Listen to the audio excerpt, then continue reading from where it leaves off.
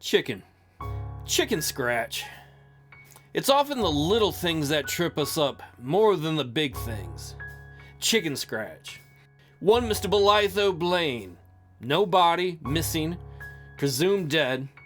He may have had money, but he sure as hell didn't know how to write. Well, he might have known letters, but he didn't know penmanship. But what he did have was chicken scratch.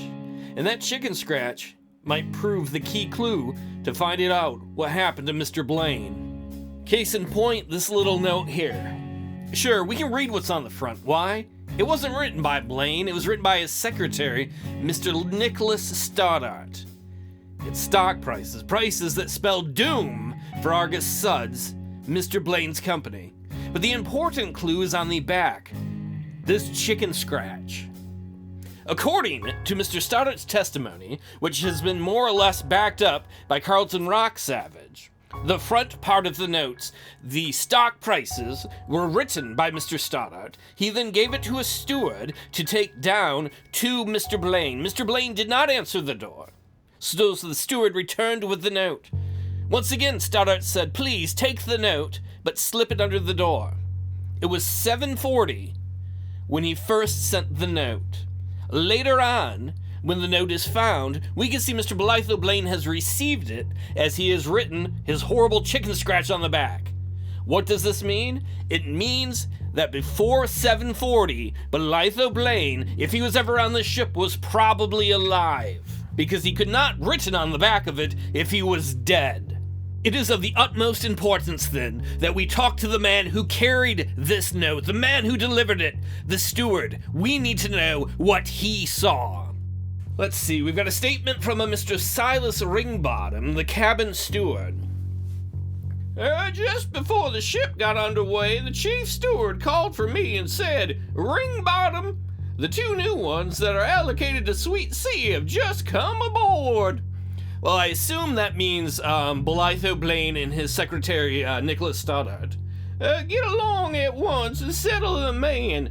I went to C drawing room and knocked on the door, rappity rap, you know how I like to knock. The secretary opened it and I asked, "Shall I unpack, sir?" And he replied, "No, that's all right. We're unpacking for ourselves." So I went back to my pantry. That must be Stoddart that answered it when he's talking about the secretary. I did one or two odd jobs, a bit of pressing on and so, and then I sat down to read for half an hour. Oh, look at you, a man of letters. Well, you don't have to be uppity. Well, the guests were changing until dinner bugle sounded, at 8:30. I then proceeded to my duty of tidying the cabins. C-suite, that is Mr. Blane's, being nearest. I meant to start on him, but I found the door of the drawing room locked, so I just unlocked the door with my master key and went straight into the room. The first thing I saw was a note addressed Nicholas Stoddart, Esquire, and marked urgent in capital letters. Old man, why are you reading these guys' stuff? Oh, don't mind me. Oh, here's a letter. Oops, my eyes accidentally looked at it. I thought that's a bit funny, as if Mr. Blane had gone up to dinner. Why? Why couldn't he have taken it up to Mr. Stoddart himself? But it's not for me to question the why and wherefores of the guests, so I took it up to Mr. Stoddart right away. He just thanked me and tore it open. Then, as I was leaving the lounge to go below, he came hurrying after me and said, "I'm afraid something's wrong, steward." Well, we went down to the late lamented's cabin together and had a quick look around. He wasn't in the suite, and the drawing room window was wide open, I tell you. Mr. Stoddart told me that he was afraid the poor gentleman had chucked himself overboard. That seems a really odd usage of terms. Would you say that if your employer, well, maybe if you didn't like your employer, but if you liked your employer, would you be like, "I bet he chucked himself out the window"? Then I spotted a bit of paper on the writing table and gave it to Mr. Stoddart, saying, "Oh, what's this here?"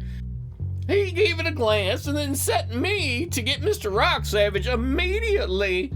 I did as I was bid, and the owner sent me for the captain.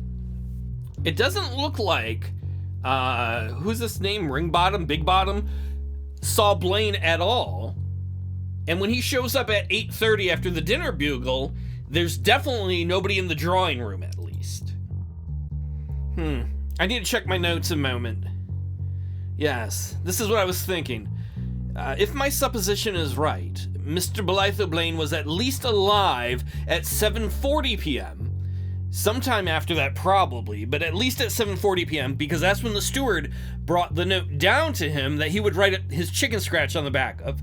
And when the steward came back in at 8:30, he's gone. So most likely, Mr. Bolitho Blane, either died or disappeared sometime between 7:40 and 8:30.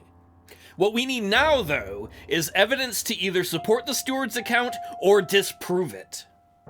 So now we go back to Officer Kettering. He's the officer who is investigating all this. His report continued.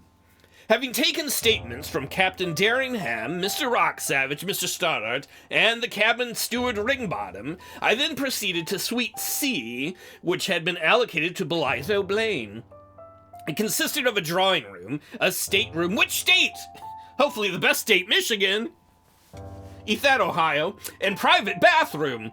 On the other side of the drawing room, there was a single stateroom, which, I am told, had been allocated to Stoddart in order that he might be near his employer. A cursory examination of the suite showed nothing which called for special remark. Wait, I'm gonna go back one. How would you like to be on a trip for your boss and have like an adjoining room? Don't you want a little privacy? Captain Derringham told me that he had locked it up at 8:45 before ordering the ship back to Miami, so that nothing in it had been touched or disturbed since the steward Ringbottom discovered Blane to be missing. Well, that was good of the captain trying to protect the crime scene, though it does mean there's about 15 minutes of time at least in which Stoddart or Rocksavage, we know were in the room, could have messed with things. I instructed station photographer Southwold to take the necessary shots of the suite. Oh, do we get pictures of the rooms? And decided to postpone a detailed examination until morning. What is Officer Kettering doing? Fuck that, I'm gonna go get drunk! Soon after arriving on board, I told Police Sergeant Jacket that, as the case was one of man overboard, his presence was no longer required. At 12:50, station photographer Southwold had completed his work, upon which I had C-Suite relocked and placed Officer Gurdon on guard outside of it. That way, hopefully the evidence, if there is anything left in there, does not get touched. After which I went above and spoke to Captain Derringham and Mr. Rocksavage. I told the latter that I did not think any useful purpose could be served by keeping his guests out of their beds longer, but that as a formality I should have to question them in the morning, so none of them is to be allowed ashore without permission. In my view, at the moment, this looks like a plain case of suicide by a man in a financial jam. Blane's innuendos that Rocksavage intended to do him in are discounted by the statements of the Secretary Stoddart. I don't know. Don't you disagree with the officer here? Stoddart seemed really kind of shifty when he was like, rich people wouldn't hurt other rich people. Oh, okay, well, let's get back to the officer's statement. Blane's innuendos that Rocksavage intended to do him in are discounted by the statements of the Secretary Stoddart, who appears convinced that for some days past Blane was not of sound mind and suffering from a form of persecution mania. Captain Derringham seems a fine, straightforward man, if rather silent fellow, and certainly not a man to permit any monkey business upon a ship commanded by him.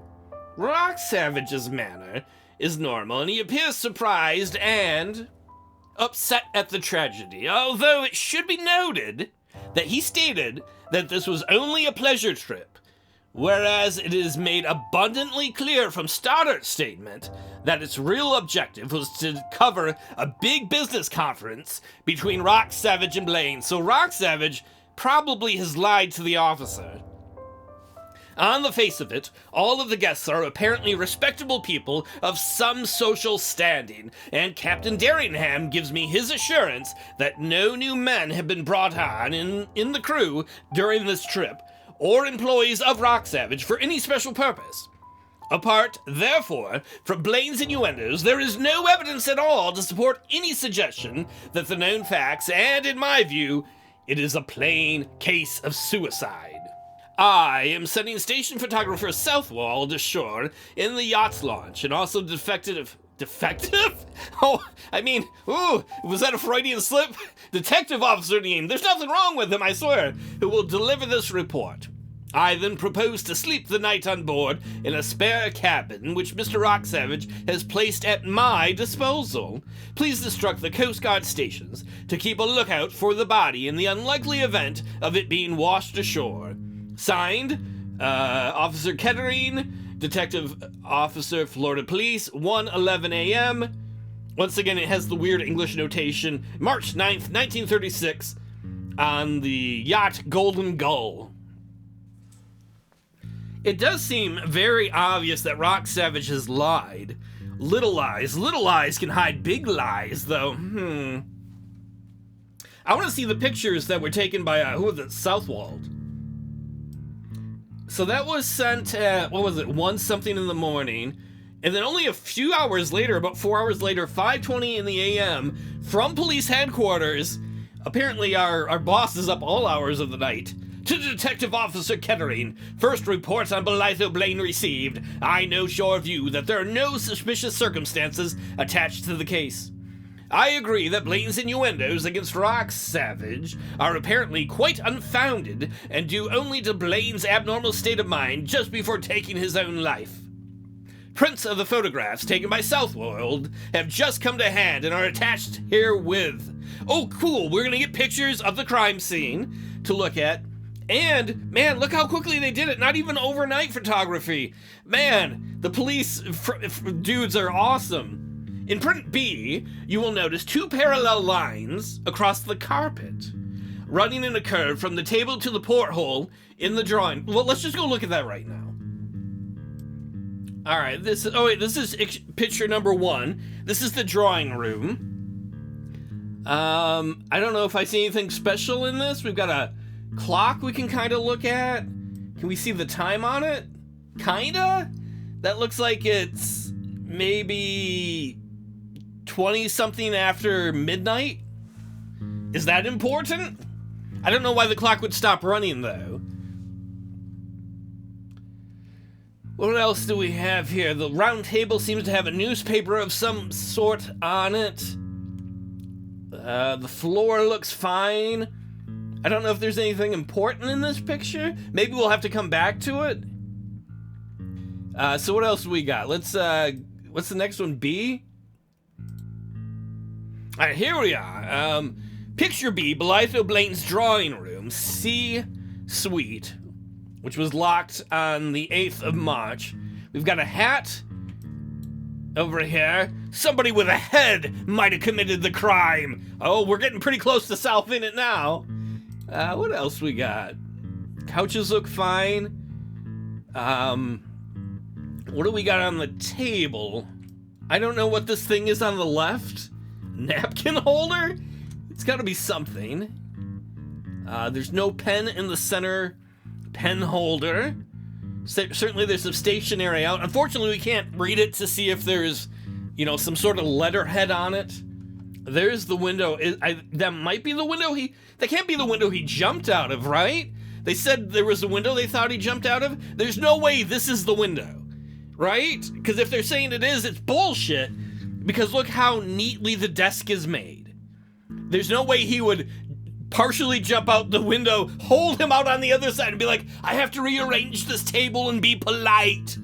Oh wait, he was English. Would he be that polite when he commits suicide? Do we have any English people watching? Well, yes, if I killed myself, I still don't want to be an inconvenience. I don't think that's the window he jumped out of.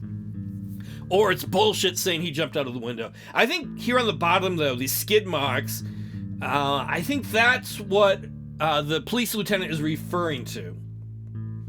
Prints of the photographs taken by Southwald have just come to hand or attached here within. In print B, you will note 2 parallel lines across the carpet, running in a curve from the table to the porthole in the drawing room. Please make a close examination of these at once. So that must not be the window then that he supposedly went out of, because these lines do not lead to that window.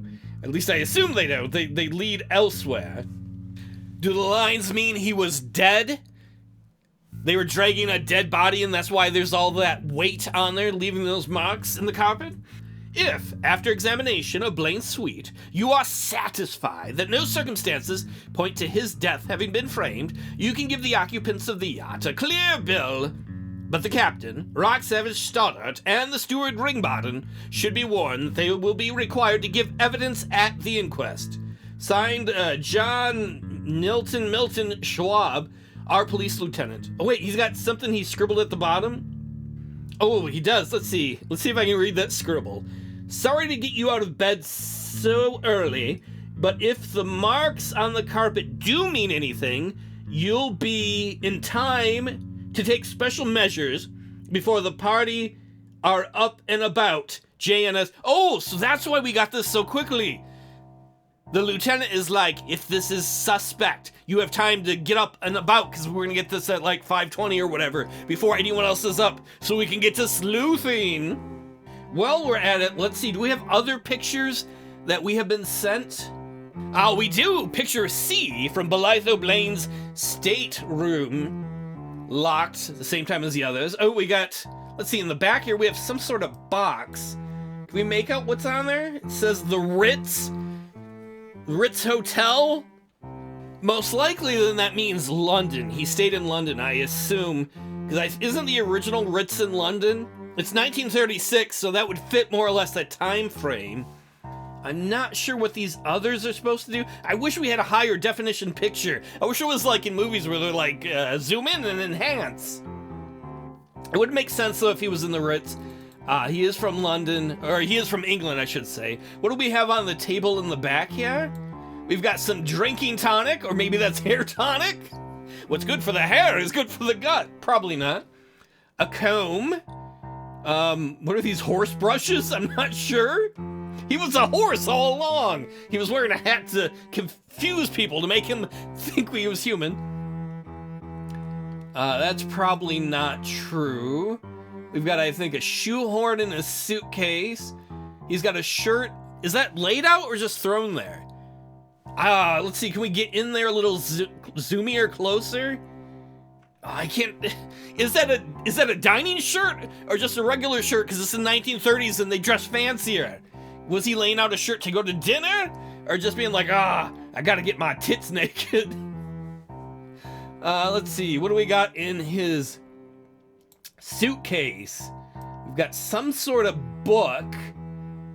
What is that? No Ordinary Virgin by Eve Hauser? Probably Chaucer? What kind of smut were you reading? And look at all these. Are these medicine things? How many medicines do you have? I've gotta have my lot in them. Maybe a lot of beverages and drink. That's a little suspect in that read. Oh, and he's got something for peeping by the. Wait!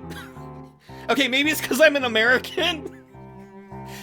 Maybe I should have noticed the Colt 1911 first, the gun. I'm just like, a lot of suspect things in here. Certainly not the gun, though. Wait, he's not American. He's English, isn't he? He's an English financier. Why does he have a gun? A very well-made gun, though. That's interesting. Wouldn't people have heard a gunshot go off? Had it? But he's got binoculars for peeping. Some smut book. I don't know if it's smut. I don't know what the book is about. A gun, and then tons of little bottles. I don't know if he likes to drink or he's on a ton of medicine. What else do we got picture-wise? Anything else? Picture D, Bolitho Blane's bathroom. Man, that's a cramped little... Is that a toilet? Is that a bidet? What is that? When I did the Vertigo stream, or Let's Play, I think there's a moment where I called a bidet a little toilet. I was like, look at that little toilet! And then later on I was like, wait, I think that was a bidet. Which also means that the guys who made the game were probably not American, though it was set in America. Incongruity, but whatever. Let's see, we've got some sort of powder. Is that your cocaine? Complimentary cocaine from Rock Savage, a toothbrush. We've got a razor for shaving. It does not look like it's been used, or it's been very cleaned if he's used it. I doubt he had enough time to come in and shave. Let's see, the bathtub looks very clean and unused. He's got towels laid out. They don't look like they've been used either, because that's not how you'd lay them out if you've used them. And these towels look fine. So if he spent any time here in this bathroom, it is unlikely that he used it for much of anything. See, I don't see anything else. Do you? All right, moving on. Maybe we'll have to come back to this at some point.